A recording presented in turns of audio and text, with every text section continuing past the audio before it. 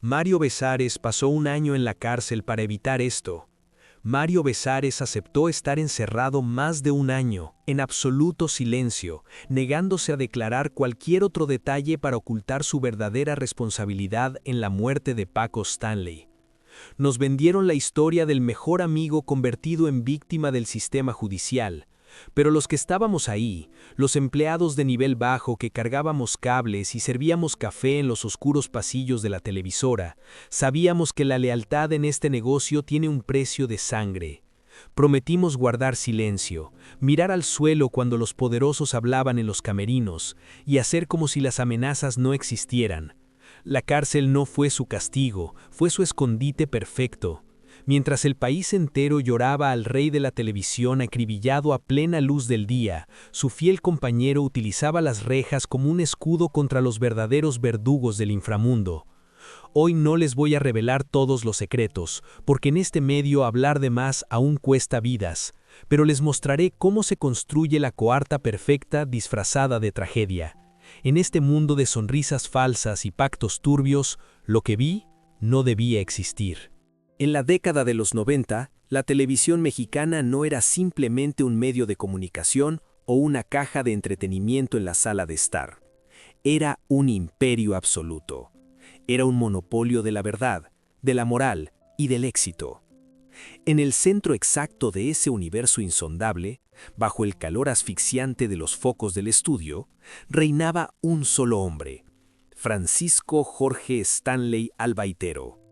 Paco Stanley no era únicamente un presentador carismático.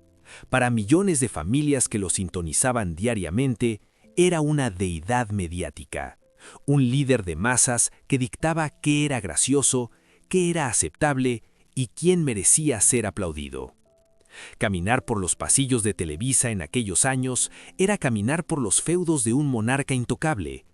Todos nosotros, los empleados de bajo nivel, los técnicos de iluminación, los asistentes de vestuario, sabíamos que la regla de oro era la sumisión absoluta. Pero a la sombra de este gigante, siempre un paso atrás, siempre con la cabeza ligeramente inclinada, habitaba un hombre cuyo trabajo era, literalmente, ser destruido todos los días frente a las cámaras. Mario Besares. En la jerga del entretenimiento, a este rol se le conoce como el patiño. No es un copresentador, no es un compañero de igual a igual. Es un saco de boxeo humano diseñado para recibir los golpes, las burlas y las humillaciones. Todo con el único propósito de hacer brillar aún más al presentador principal. Y Mario Besares era el patiño perfecto. Día tras día, emisión tras emisión de programas como Pácatelas, el ritual se repetía con una precisión casi sádica. Paco Stanley lanzaba el dardo y Mario lo recibía. Lo recibía con una sonrisa. Esa sonrisa forzada de Mario, esa mueca que se estiraba hasta doler, se convirtió en una constante, en un detalle que muchos veíamos detrás de escena, pero que el público ignoraba. Era una sonrisa que, si la mirabas de cerca, temblaba en las comisuras. Cada vez que Mario se veía obligado a tirarse al suelo para bailar el frenético y agotador gallinazo mientras el público rugía, cada vez que Paco le daba un manotazo amistoso que sonaba demasiado fuerte en los micrófonos del estudio, esa sonrisa permanecía pegada en su rostro como una máscara de yeso que amenazaba con resquebrajarse en cualquier momento. Todo indica que la dinámica entre ellos traspasó rápidamente la frontera de la comedia televisiva para convertirse en un ejercicio de abuso psicológico televisado a nivel nacional. No era solo el maltrato físico disfrazado de humor físico, era la aniquilación sistemática de la dignidad de un hombre. Y el eco de esa aniquilación era siempre el mismo, el aplauso del público. Ese aplauso ensordecedor, mecánico, casi sin alma, que estallaba cada vez que se encendía el letrero rojo de aplausos en el estudio. Millones de personas riendo al unísono, mientras un hombre era despojado de su respeto propio. Para quienes trabajábamos en las sombras, observar esa dinámica día tras día era perturbador. Sabíamos que, en el camerino, cuando las luces rojas de las cámaras se apagaban por fin, el silencio que quedaba no era el de dos amigos que acaban de terminar una buena broma. Era un silencio pesado, denso, cargado de una tensión que se podía cortar con un cuchillo. Mario se sentaba frente al espejo, empapado de sudor, quitándose el maquillaje mientras aún resonaban en su cabeza los secos vacíos de las risas de extraños que se burlaban de él. Pero si había algo que alimentaba la semilla del resentimiento más oscuro en el corazón de esta relación, era el territorio que Paco Stanley cruzaba sin ningún reparo: la familia de Mario Besares. Las humillaciones no se limitaban a la apariencia física de Besares o a su supuesta torpeza. Paco, desde su trono de impunidad absoluta, comenzó a hacer chistes recurrentes, crueles y sumamente personales sobre Brenda Besares, la esposa de Mario. En plena televisión nacional, frente a millones de espectadores, el jefe insinuaba romances, lanzaba comentarios lascivos disfrazados de galantería, y en los momentos más bajos de la historia de la televisión, llegó a insinuar en tono de broma que el hijo de Mario era en realidad suyo. ¿Cómo reacciona un hombre, un esposo, un padre cuando el individuo que le paga el sueldo pisotea el honor de su familia frente a todo un país? La respuesta en pantalla era siempre la misma: la sonrisa forzada de Mario y el aplauso sin alma de la multitud. Sin embargo, los expertos en psicología criminal y aquellos que analizan las mentes llevadas al límite saben que la humillación pública no se evapora, se acumula. Se rumoreaba fuertemente en los pasillos de la televisora que Mayito estaba llegando a su punto de quiebre. Todo indica que el personaje del bufón complaciente estaba devorando al hombre real, dejándolo hueco, lleno únicamente de una ira silenciosa y venenosa. Mario estaba atrapado en una prisión de oro. No podía renunciar porque el poder de Paco Stanley era tan inmenso que desafiarlo significaba el destierro absoluto de la industria, la ruina financiera y el ostracismo social. Paco Stanley no solo le daba de comer, Paco Stanley era dueño de su existencia pública. Es aquí donde las teorías más oscuras comienzan a tomar forma. Según estas versiones no oficiales, este resentimiento zurdo, cultivado a lo largo de los años bajo las luces del estudio, fue el terreno perfecto para lo que vendría. Un hombre que odia a su verdugo pero carece del poder para destruirlo por sí mismo, es el instrumento más útil para quienes sí tienen ese poder. La sumisión de Mario podría haber dejado de ser genuina mucho antes del fatídico 7 de junio. Habría mutado en una paciencia gélida, la paciencia de un predador que sabe que su presa está caminando ciega hacia un abismo. Mientras Paco Stanley se creía invencible, embriagado por el poder absoluto, el rating y la adoración incondicional, ignoraba que la persona que le sostenía el micrófono, la persona que le preparaba el café y soportaba sus insultos, estaba asimilando cada golpe con una frialdad perturbadora. Se decía que en los rincones más profundos de la psique de Mario, el pacto ya estaba roto. La lealtad había sido reemplazada por un instinto de supervivencia brutal y un deseo de venganza que no requería que él mismo apretara el gatillo. Solo necesitaba esperar. Esperar a que el rey tropezara, a que sus excesos fuera de pantalla lo pusieran en la mira de las personas equivocadas. La televisión era un entorno controlado donde Paco dictaba las reglas, pero el mundo real, el oscuro submundo de las deudas y los carteles con los que supuestamente empezaba a codearse, no respetaba el índice de audiencia. En ese otro mundo, los reyes también sangran, y los bufones pueden convertirse en los arquitectos de su caída. Cada risa forzada de Mario, cada aplauso sin alma de la audiencia, cada burla sobre su esposa, fueron los clavos con los que se construyó el ataúd del rey de la televisión. Mario no era un idiota, era un sobreviviente, y un sobreviviente sabe que a veces la mejor manera de salir vivo de una zona de guerra es abrirle la puerta al enemigo y dar un paso atrás justo a tiempo. Las luces del estudio de Pácatelas brillaban con una intensidad deslumbrante, cegando a todos sobre la verdadera naturaleza de su relación. Pero esas luces estaban a punto de apagarse. Una transición estaba en marcha. El imperio iba a cambiar de canal. Los protectores de alto nivel mirarían hacia otro lado y la verdadera pesadilla de Paco Stanley apenas estaba por comenzar. Y Mario estaría ahí, a su lado, esperando el momento exacto para soltarle la mano en la oscuridad. En el ecosistema del poder absoluto, la regla más básica de supervivencia es nunca abandonar la fortaleza que te protege. Durante años, Televisa fue esa fortaleza inexpugnable para Paco Stanley. Dentro de esos muros, él era un dios intocable. Sus excesos eran encubiertos, sus escándalos eran borrados antes de llegar a las rotativas, y sus deudas, de cualquier tipo que fuesen, se manejaban bajo la mesa con la bendición de los altos mandos. Pero el poder engendra soberbia, y la soberbia, eventualmente, ciega. Cuando Paco Stanley tomó la decisión de abandonar Televisa para firmar con la cadena rival, TV Azteca, el público lo vio como el triunfo definitivo de un hombre que podía hacer lo que quisiera. Sin embargo, en los pasillos más oscuros del medio, todo indica que este movimiento no fue una simple transición laboral. Fue una fuga, un exilio disfrazado de victoria. Paco había cruzado una línea invisible, había estirado demasiado la paciencia de sus protectores y de repente se encontró fuera del castillo, a merced de los lobos. Y los lobos, en el México de finales de los 90, no vestían traje de ejecutivo televisivo, vestían de poder puro y operaban en las sombras. Al llegar a TV Azteca con su nuevo programa Una tras otra, la fachada de invencibilidad de Paco comenzó a resquebrajarse. Quienes estuvimos cerca notamos un cambio perturbador en el ambiente. El estudio ya no se sentía como un patio de juegos, sino como una olla a presión. Y había dos detalles, pequeños pero macabros, que comenzaron a repetirse día tras día, como un reloj marcando una cuenta regresiva. El primer detalle eran las facturas de restaurante. Empezaron a aparecer cada vez con mayor frecuencia en los bolsillos de sus trajes, en los camerinos, sobre las mesas de maquillaje. Pequeños papeles arrugados con sumas exorbitantes, manchados de alcohol y humo de madrugada.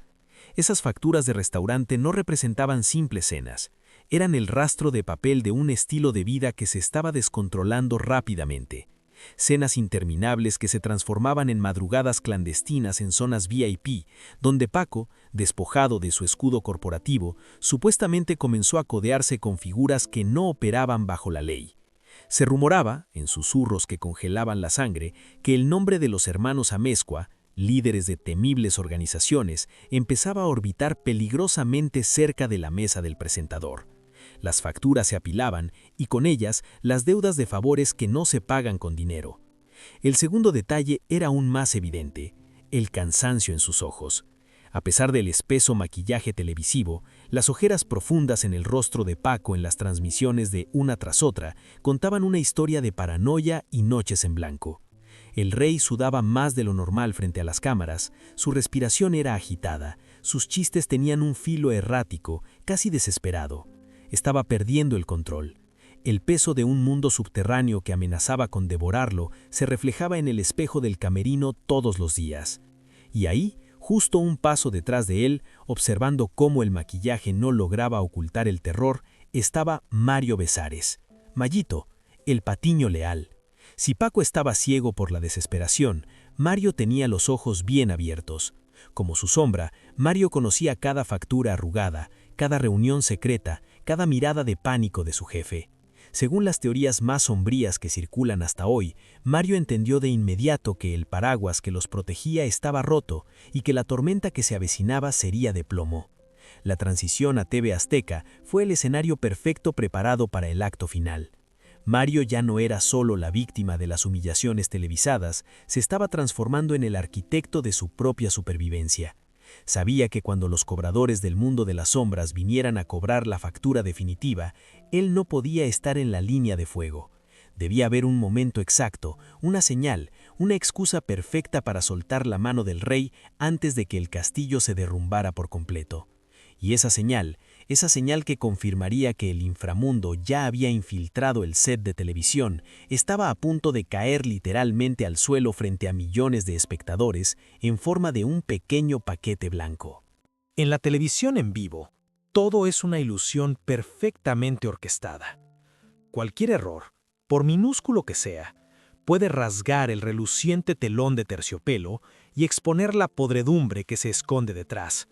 Y en toda la historia de la televisión mexicana, rara vez ese telón fue rasgado de manera tan cruel y desnuda como en aquel incidente ocurrido en el escenario de Pácatelas.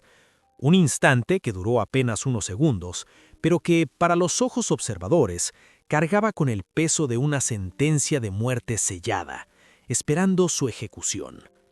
Fue el momento exacto en que el inframundo dejó de esconderse en facturas de restaurante arrugadas o llamadas de madrugada. Cayó directamente al piso, materializándose frente a millones de espectadores en forma de un pequeño paquete blanco. Todo comenzó con el grito habitual. Paco Stanley, con su sonrisa de poder innegable, le ordenó a su patiño realizar su acto de entretenimiento diario. El ritmo frenético, casi desquiciado de la canción Gallinazo empezó a sonar. Esa melodía, con sus ritmos acelerados y gritos maniáticos, hacía tiempo que había dejado de ser una simple pista de baile. Sonaba como el latido de un ataque de pánico, un sonido diseñado para exprimir hasta la última gota de energía del intérprete. Mario Besares, un hombre de mediana edad que cargaba sobre sus hombros el peso de años de humillación, se tiró al suelo. Giraba, se convulsionaba, golpeaba su cuerpo contra el suelo al ritmo sofocante del gallinazo. Millones reían. Paco reía. Pero entonces, en un momento de pérdida de control gravitacional y pánico repentino, un objeto extraño salió volando del bolsillo interior del saco a rayas rosas que llevaba Mario. Un pequeño paquete blanco. Cayó al suelo, pesado y contundente. En ese instante, el tiempo dentro del estudio pareció congelarse. El estridente ritmo del gallinazo seguía sonando, pero la atmósfera había cambiado por completo. En una fracción de segundo, la sonrisa en el rostro de Paco Stanley se petrificó. Sus ojos se clavaron directamente en el objeto en el suelo, transmitiendo una tensión extrema que ninguna actuación podría disfrazar. Mario palideció. Con los reflejos relámpago de alguien que esconde un secreto mortal, agarró el paquete blanco, lo metió torpemente en lo más profundo del bolsillo de su pantalón e intentó seguir bailando como si nada hubiera pasado. Paco se acercó, intentando encubrir el momento con una broma forzada sobre lo desaliñado que era su asistente. Años más tarde, Mario pasaría el resto de su vida afirmando que era solo un pañuelo Kleenex con el número de teléfono de una mujer o una inofensiva caja de cerillos. Pero el público no es ciego, y quienes operan en las sombras lo son aún menos. Un pañuelo Kleenex arrugado no cae al suelo con la aceleración y el impacto de un objeto denso. Ese paquete blanco no era solo un objeto, era la representación física de que su estilo de vida había tocado fondo. Todo indica que ese objeto era droga. Sin embargo, la presencia de narcóticos en la televisión nacional no era simplemente la historia de la adicción de dos hombres ricos. En el mundo de los cárteles mexicanos, la droga es un idioma, es moneda, es deuda y es poder. El hecho de que ese paquete blanco cayera en el escenario más grande del país no fue un error torpe. Para muchos, fue la señal definitiva de que la complacencia de Paco Stanley había cruzado todos los límites permitidos.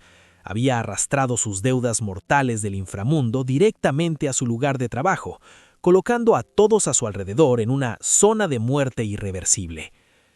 Imaginen la atmósfera detrás de la puerta del camerino cuando terminó esa transmisión. Cuando el ritmo del gallinazo finalmente cesó, cuando los aplausos del público se desvanecieron en el silencio y solo quedaron dos hombres enfrentados dentro de cuatro paredes asfixiantes, sin cámaras, sin sonrisas falsas, solo el pánico puro de quienes saben que acaban de cometer un error imperdonable. La teoría de conspiración más oscura, la que ha estado zumbando entre los informantes durante décadas, plantea una hipótesis escalofriante. Ese paquete de polvo blanco no solo avergonzó a Paco Stanley, desencadenó un ultimátum. Los jefes en la sombra no suelen enviar cartas de advertencia por correo. Según estas teorías, el incidente en vivo enfureció a los acreedores invisibles de Paco Stanley. No toleraban que quienes les debían dinero se comportaran de forma tan descuidada, atrayendo la atención del público y de la policía de una manera tan estúpida. Es muy probable que el camerino ese día haya visto un cambio de poder aterrador. Sin la protección corporativa de la cadena televisiva, Paco ya no era un rey, era solo un deudor que había perdido su utilidad, y los deudores sin utilidad deben ser purgados para dar el ejemplo. Pero para ejecutar a una de las celebridades más famosas del país, rodeado de guardaespaldas y atención constante, los asesinos no podían actuar a ciegas. necesitaban logística, necesitaban a alguien que abriera la puerta, y sus ojos, escondidos tras llamadas anónimas o amenazas heladas en la noche, se habrían fijado en Mario Besares. Pónganse en el lugar de Mario. La represión de décadas de abuso, el cansancio extremo de tener que bailar el desquiciado gallinazo todos los días, y ahora el terror de darse cuenta de que su jefe estaba arrastrando todo el barco directamente hacia el abismo.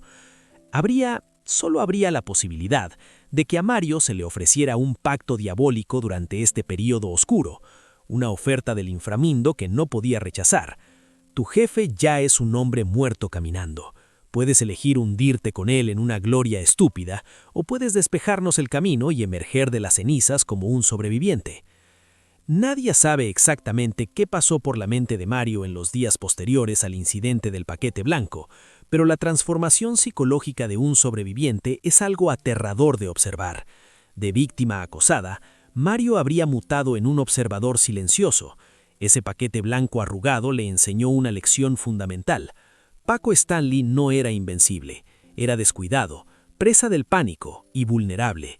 Mario solo tenía que esperar su momento. Y entonces, como una coincidencia macabra orquestada por el destino, apenas unos días antes del mediodía fatal del 7 de junio de 1999, Mario apareció en el estudio con una condición física inusual. Llevaba una férula ortopédica, una lesión en el tobillo, según la explicación oficial, un accidente fortuito, un pequeño inconveniente de la vida cotidiana. Pero en el mundo de las conspiraciones manchadas de sangre, no hay lugar para coincidencias. Esa férula que lo hacía cojear, bajo la mirada de los investigadores más cínicos, cobró un significado completamente distinto. No era una lesión, era una herramienta, una cuartilla física perfecta.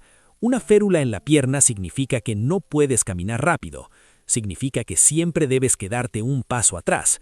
Significa que cuando tu jefe sale de un restaurante y se dirige a su camioneta, tienes una excusa completamente lógica para moverte con lentitud, para demorarte, para crear una distancia segura. El ritmo frenético del gallinazo parecía seguir resonando en la mente de Mario, pero esta vez ya no estaba bailando para el público. Estaba ensayando la danza de la muerte, cada paso renqueante calculado fríamente, esperando el momento exacto en que la puerta del baño se cerrara, separándolo de su amigo, para siempre.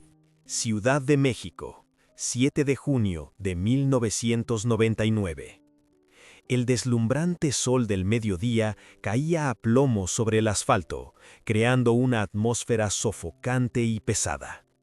El restaurante El Charco de las Ranas, ubicado en el concurrido Periférico Sur, bullía de actividad como cualquier otro día. El olor a tacos de carne asada y el tintineo de los cubiertos llenaban el espacio. Era un escenario demasiado cotidiano, demasiado público para una ejecución. Pero en el mundo de los contratos manchados de sangre, los titiriteros a menudo prefieren elegir la luz más brillante para enviar los mensajes más oscuros. Aquel almuerzo contaba con la presencia de 3 hombres: el rey de la televisión, Paco Stanley, el periodista Jorge Gil y el patiño que llevaba una férula en la pierna, Mario Besares. Si echamos un vistazo superficial, parecía ser simplemente una comida de celebración tras terminar la grabación del programa una tras otra. Pero si lo examinamos a través del prisma de los testimonios posteriores, esa comida se asemeja a la última cena de un condenado a muerte que ignoraba por completo su destino. Según las impactantes declaraciones judiciales de Jorge Gil, el único que iba en el mismo vehículo y recibió los impactos de las balas perdidas ese día, el ambiente en la mesa no era en absoluto relajado. Gil hizo hincapié constantemente en una anomalía escalofriante por parte de Mario. Durante toda la comida, Mario no se parecía en nada al payaso sonriente de la televisión.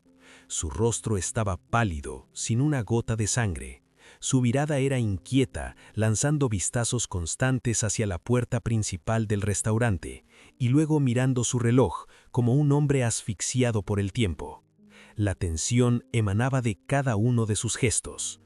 Quienes creen en las teorías de conspiración no consideran esto como un síntoma de enfermedad, Lo ven como el pánico absoluto de alguien que lleva sobre sus hombros el peso de la traición, alguien que sabe perfectamente bien que los vehículos de los sicarios ya están con los motores encendidos afuera y que la hora fatal está en una cuenta regresiva, segundo a segundo.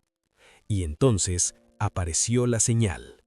Justo cuando la comida acababa de terminar y se preparaban para irse, sonó un teléfono. Mario contestó. Hasta el día de hoy, los investigadores independientes se refieren a este detalle como la llamada fantasma. Mario se excusó y dio un paso atrás para atenderla. ¿Cuál era el verdadero contenido de esa llamada? ¿Quién estaba al otro lado de la línea? Los expedientes oficiales pueden ofrecer explicaciones superficiales, pero en la lógica del inframundo, una llamada telefónica en el momento exacto en que el objetivo está a punto de salir de su zona de confort nunca es una coincidencia. Todo apunta a que muy probablemente fue una orden final. El objetivo está en posición, despejen el camino. Inmediatamente después de colgar, como una coincidencia demasiado perfecta, el estómago de Mario lo traicionó de repente. Un dolor abdominal severo lo atacó. El momento en que Paco Stanley y Jorge Gil se levantaron, preparándose para caminar hacia el estacionamiento, fue el mismo momento en que Mario Besares anunció que tenía que regresar al baño de inmediato. Ese dolor de estómago combinado con la férula que dificultaba su caminar creó la excusa más impecable para separarse del grupo. Visualicen nuevamente ese aterrador momento de separación. El rey absoluto, acompañado de su periodista, cruzando las puertas de cristal del restaurante, caminando directamente hacia la camioneta Lincoln Navigator negra estacionada bajo el sol abrasador.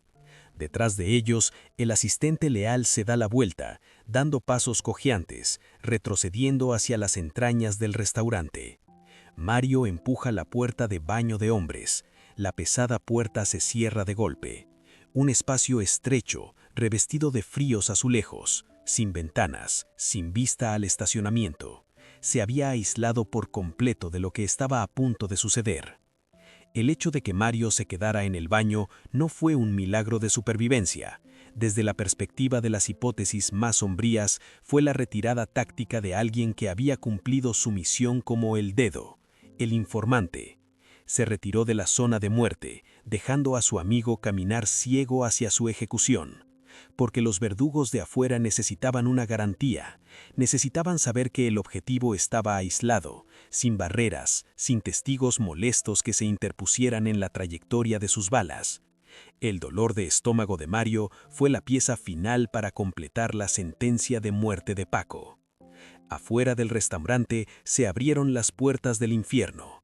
3 hombres fuertemente armados se acercaron a la Lincoln Navigator. Sin abertos, sin negociaciones, 36 disparos destrozaron la tranquilidad del mediodía. El sonido de cristales destrozados, el metal desgarrado y los gritos de pánico de los transeúntes se fusionaron en una sinfonía de muerte. Paco Stanley, el hombre que una vez manipuló las emociones de millones, se derrumbó en un charco de sangre, con su cuerpo acribillado de balazos. Jorge Gil resultó gravemente herido. Toda la zona se sumió en el caos y la sangre. Pero cambiemos la perspectiva hacia el interior. A través de ese caos horrendo, dentro de las 4 paredes de azulejos del baño de hombres, había un silencio escalofriante. Los disparos retumbaban afuera, haciendo vibrar los cristales, pero adentro solo se escuchaba el sonido de la cadena del inodoro. Un contraste despiadado entre la violencia extrema y la seguridad absoluta.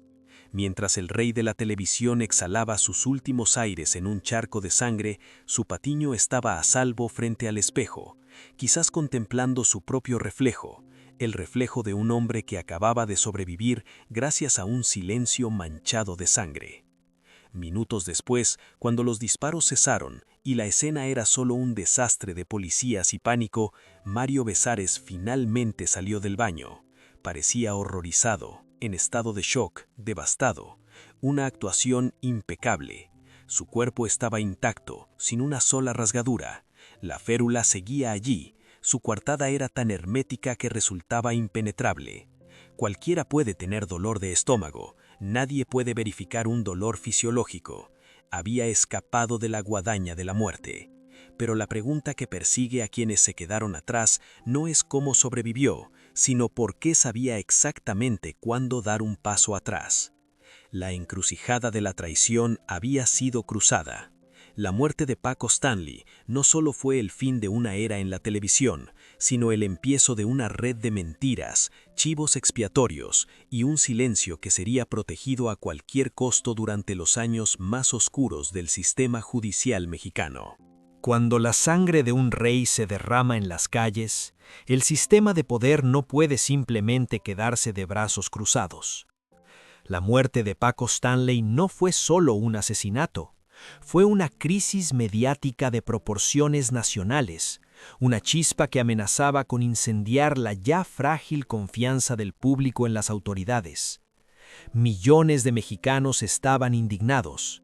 Los periódicos asediaban incesantemente a las agencias de investigación, exigiendo un nombre, un culpable, una condena.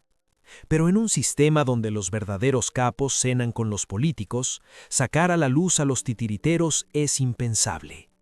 La policía necesitaba otra historia. Necesitaba una cortina de humo lo suficientemente densa como para ocultar el inframundo, y sobre todo, necesitaba a los chivos expiatorios perfectos. ¿Y quiénes podrían ser más perfectos que aquellos que estuvieron presentes en la escena del crimen? Aquellos que tenían supuestos motivos, oportunidad y, lo más importante, carecían del poder supremo para defenderse. La red legal se cerró rápidamente, atrapando a Mario Besares y a Paola Durante, la joven e inejua modelo del programa, a quien se le asignó forzosamente el papel de señuelo. Las esposas se cerraron alrededor de sus muñecas. Las frías rejas de la prisión se cerraron de golpe a sus espaldas. Durante años, los medios tradicionales nos han vendido una historia trágica, que Mario Besares fue la víctima patética de un sistema judicial podrido, un amigo leal coaccionado y privado de su libertad injustamente.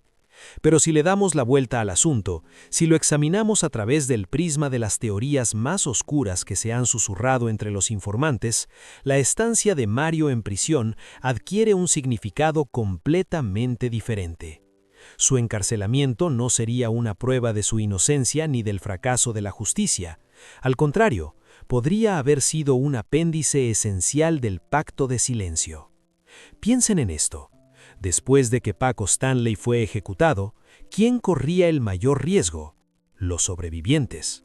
En el mundo de los cárteles, aquellos que saben demasiado, los dedos que han cumplido su misión, a menudo comparten el mismo destino de ser silenciados permanentemente para eliminar cabos sueltos. Mario Besares, de pie en el ojo del huracán de la sospecha, era un blanco móvil. Allá afuera podría haber sido asesinado en cualquier momento, no por la policía, sino por los mismos hombres que ordenaron la muerte de su jefe. Por lo tanto, bajo la cruda lente de la supervivencia, la cárcel no era una condena, la cárcel era una fortaleza.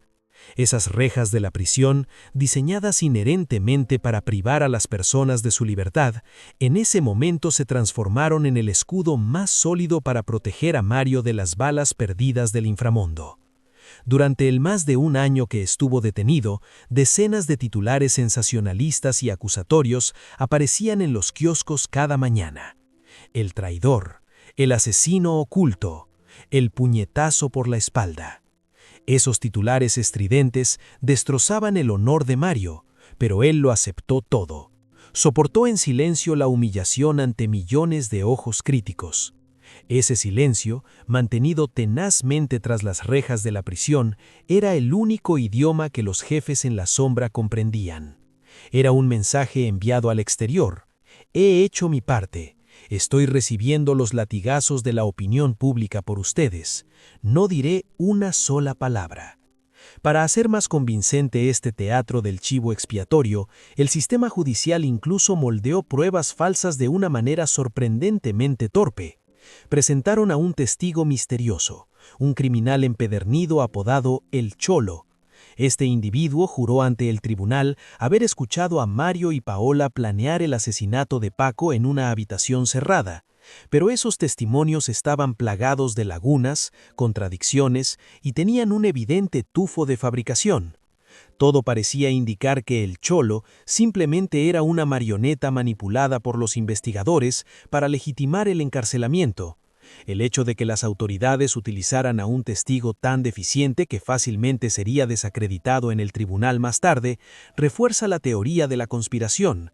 Este guión fue diseñado desde el principio para colapsar, pero necesitaba durar lo suficiente para que la ira pública se enfriara y para dar tiempo a las fuerzas reales de borrar todos sus rastros. Y así fue. Toda tormenta finalmente pasa. Los titulares sensacionalistas y acusatorios comenzaron a desvanecerse. La atención del público se desvió hacia nuevos escándalos. Después de 1 año y medio de tragar amargura tras las rejas de la prisión, todo el entramado de pruebas falsas de la fiscalía se desmoronó. El juez dictó la absolución por falta de pruebas concluyentes. Las puertas de la prisión se abrieron y Mario Besares salió a la luz del sol, respirando el aire de la libertad. El sistema judicial mexicano tuvo una salida perfecta.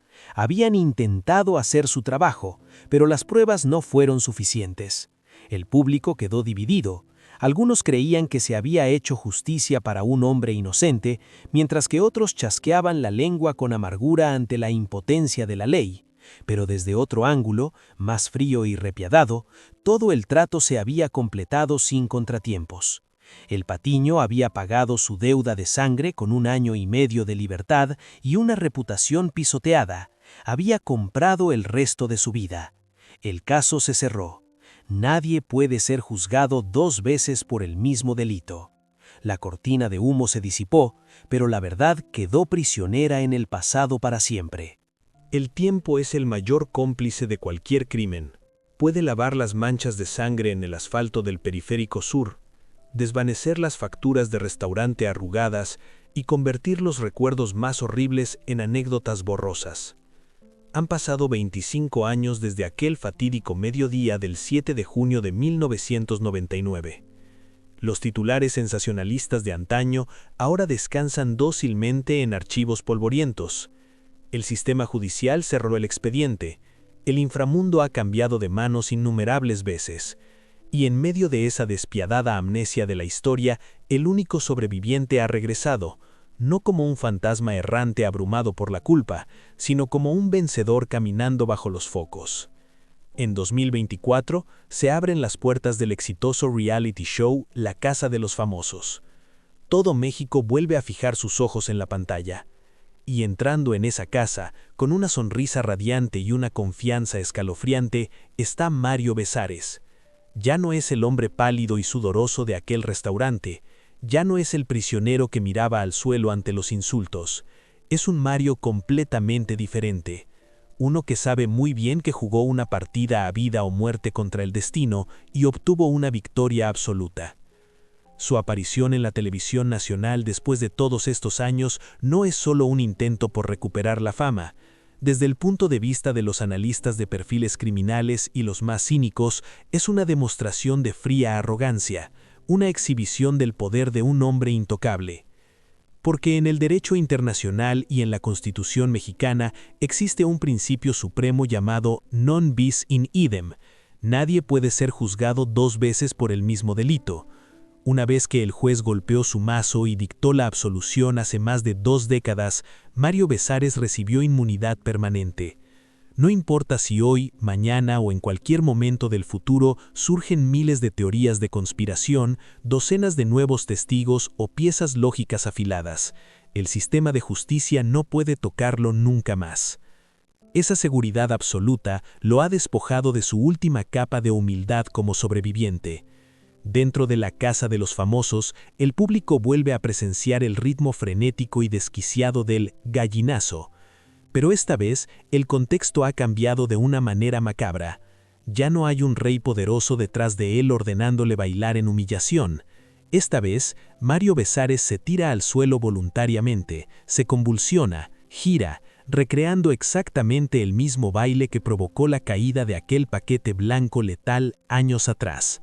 Se ríe, lo actúa como un entretenimiento inofensivo. El hecho de que interprete descuidadamente el baile icónico de una época oscura, directamente ligada a la sentencia de muerte de Paco Stanley, produce una sensación espeluznante. Para los ojos observadores, esto no es nostalgia, es un baile sobre la tumba. Es la máxima burla hacia los secretos que han sido enterrados para siempre. Y entonces llega el clímax de esta obra maestra de la redención. Un encuentro televisado meticulosamente orquestado. Paul Stanley, el hijo, que ha cargado con el legado del trauma durante 25 años tras la muerte de su padre, entra al programa. Dos hombres frente a frente, millones de espectadores conteniendo la respiración. Y luego, un abrazo. Caen las lágrimas, se pronuncian palabras de perdón ante un mar de cámaras. Los medios lo llaman sanación, el final feliz para una tragedia de cuarto de siglo. Pero si quitamos la capa barata de sentimentalismo de los reality shows, ¿qué significa realmente ese abrazo? Para Mario, es el sello de amnistía final y más poderoso. Al recibir un abrazo de la propia sangre de la víctima en público, completó el lavado de imagen más perfecto en la historia del entretenimiento mexicano. Clavó la última tapa en el ataúd de la verdad para siempre, aplastando cualquier murmullo persistente. La música del gallinazo suena de nuevo, su ritmo rápido y maníaco. Pero esta vez, cuando termina el baile, no se oye el sonido de la puerta del baño cerrándose, no hay ningún dolor de estómago súbito, y lo más importante, no suenan 36 disparos destrozando el aire. Solo hay aplausos de la audiencia en el estudio, la risa de sus compañeros de reparto, y el silencio sepulcral desde la tumba de Paco Stanley. El rey de la televisión yace bajo tierra, llevándose sus deudas de sangre a la otra vida. Los señores del inframundo lograron su purga, el sistema de justicia tuvo su espectáculo de chivos expiatorios, y el Patiño, el hombre que sabía exactamente cuándo dar un paso atrás en aquel restaurante, ahora disfruta de su recompensa. Cambió 1 año y medio en un calabozo por el resto de su vida en libertad, cambió la lealtad por la supervivencia, y usó el silencio para comprar de vuelta los reflectores. Al cerrar este expediente, hay una verdad brutal que debemos aceptar. El vencedor final no es el más fuerte, ni el que tiene la razón, sino el que sabe mantener la boca cerrada hasta el final. A lo largo de este oscuro informe, hemos recorrido los rincones más sucios del poder, donde las sonrisas en televisión se pagan con sangre en el asfalto. Legalmente hablando, Mario Besares es un hombre libre.